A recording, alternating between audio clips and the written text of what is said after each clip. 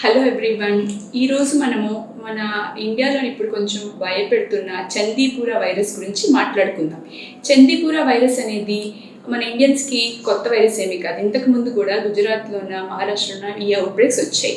ఆంధ్రప్రదేశ్లో అయితే 2003లోన చందీపూర virus outbreak వచ్చింది అనమాట. కామన్గా ఈ చందీపూర వైరస్ అనేది రేబిస్ వైరస్ ఫ్యామిలీకి చెందిన వైరస్ అనమాట, ఆర్ఎన్ఏ వైరస్. సో ఈ వైరస్ వల్ల వచ్చే సిమ్టమ్స్ నార్మల్గా 5 to 7 డేస్లోనే మనకి బయటపడతాయి అన్నమాట. ఈ సిమ్టమ్సే కొంచెం జాగ్రత్తగా మనం గమనించుకుంటూ ఉండాలండి. హై గ్రేడ్ ఫీవర్ వస్తుంది, తలనొప్పి వస్తుంది, వాంతులు, విరోచనాలు, కడుపు నొప్పి, ఆల్టర్డ్ బిహేవియర్. ఎప్పుడైతే పేషెంట్ ఈ ఆల్టర్డ్ బిహేవియర్ అందులోకి వెళ్తాడో అప్పుడు డేంజర్ జోన్లోకి వెళ్తున్నట్టు అనమాట. ఆ సిమ్టమ్స్ని మీరు జాగ్రత్తగా గమనించుకుంటూ తొందరగా డాక్టర్ దగ్గరికి వెళ్ళడం చాలా ఉత్తమం. ఈ పరిస్థితిలోన నార్మల్గా ఈ వైరస్ 15 ఏళ్ల లోపల పిల్లలకి ఎక్కువ కామన్గా వస్తుంది.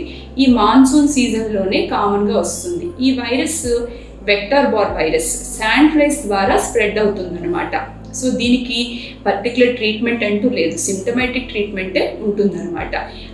సో మరి ఎలాగ దీన్ని మనము ప్రివెంట్ చేయాలి, తొందరగా క్యూర్ చేయాలంటే ఎర్లీ డయాగ్నోసిస్, ఎర్లీ ట్రీట్మెంటే దీనికి మనకి ఇంపార్టెంట్.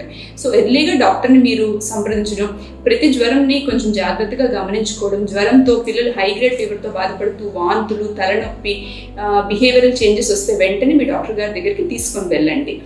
ఇంకా మీరు ప్రివెంట్ ఎలా చేసుకోవాలి అని అంటే మీ చుట్టుపక్కల పరిశుభ్రత మెయింటైన్ చేయాలి, వాటర్ స్టాగ్నేషన్ లేకుండా చూసుకోవాలి.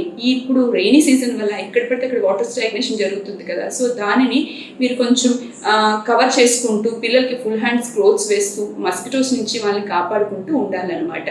ఇది పానిక్ అవ్వాల్సిన అవసరం లేదు, కానీ జాగ్రత్త పడాల్సిన అవసరం అయితే ఉందండి. So be cautious. Thank you.